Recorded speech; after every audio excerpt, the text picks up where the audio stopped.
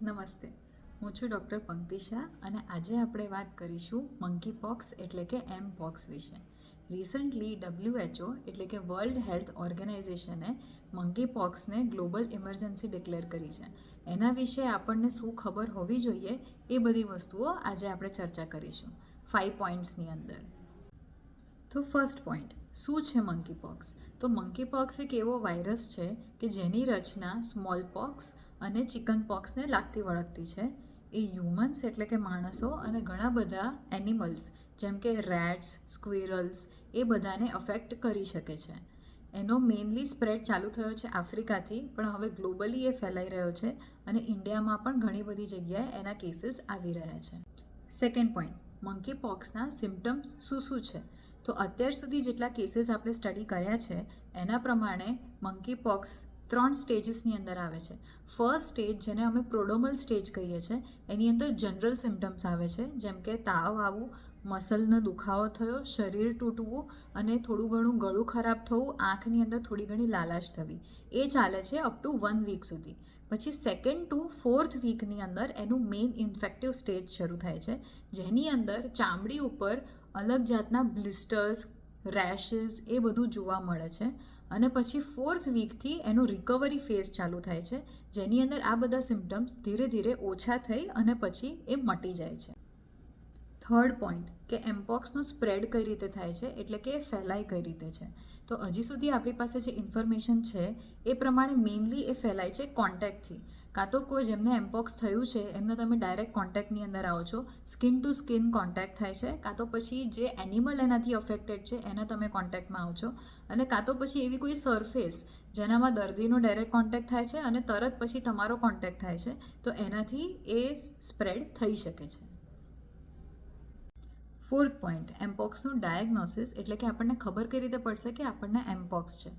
તો ક્લિનિકલી આપણે એના બ્લિસ્ટર્સ અને સિમ્ટમ્સથી ડાયગ્નોસ કરી શકીએ છીએ. ડેફિનેટિવ ડાયગ્નોસિસ એનું PCR ટેસ્ટિંગ વડે થાય છે, કે જે આપણે કોરોના વખતે RT-PCR ટેસ્ટ કરતા હતા એનાથી સિમિલર ટેસ્ટ છે. ફિફ્થ એન્ડ મોસ્ટ ઇમ્પોર્ટન્ટ, કે શું એમપોક્સ ક્યોરેબલ છે? તો યસ, ડેફિનેટલી એ ક્યોરેબલ છે અને એની ટ્રીટમેન્ટ પોસિબલ છે. WHO અને બીજી ઘણી બધી મેડિકલ રિસર્ચ ઓર્ગેનાઇઝેશન દિવસ રાત મહેનત કરી રહી છે કે એની ટાર્ગેટેડ મેડિસિન્સ અને વેક્સિન્સ ડેવલપ કરી શકે. અત્યાર પૂરતો આપણને જેટલી ખબર છે એ પ્રમાણે આપણે પેશન્ટ્સને આઇસોલેટ કરી રહ્યા છે, કે જેથી એનો સ્પ્રેડ અટકે અને વ્યવસ્થિત સિમ્ટમેટિક ટ્રીટમેન્ટ આપી રહ્યા છે. બીજી અગત્યની વાતો ફ્રેન્ડ્સ, હું તમને 5 એવા પોઈન્ટ કહીશ જેનાથી તમે એમપોક્સથી કઈ રીતે બચી શકશો એ તમને ખબર પડશે. ફર્સ્ટ ઓફ ઓલ, તમારી ઇમ્યુનિટીનું ખૂબ જ ધ્યાન રાખો.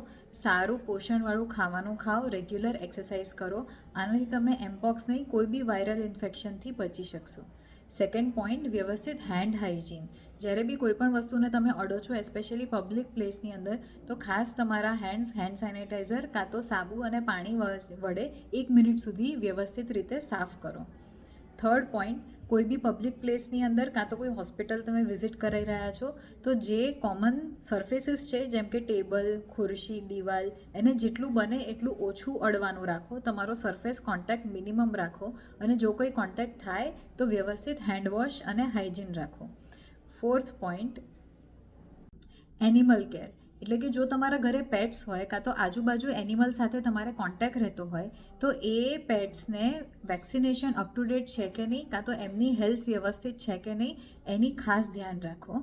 અને ફિફ્થ પોઈન્ટ, જો તમને લાગે કે તમને ફીવર, બોડી એક, રેશિસ, સ્કિન બ્લિસ્ટર જેવી કંઈ પણ તકલીફ એમપોક્સને રિલેટેડ થઈ રહી છે, તો તરત ને તરત રજિસ્ટર્ડ મેડિકલ પ્રેક્ટિશનરની હેલ્પ માટે જાઓ, બતાવો અને વ્યવસ્થિત ટ્રીટમેન્ટ લો.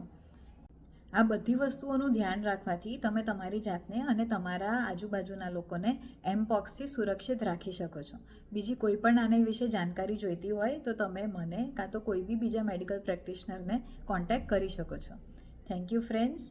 Stay healthy, stay safe.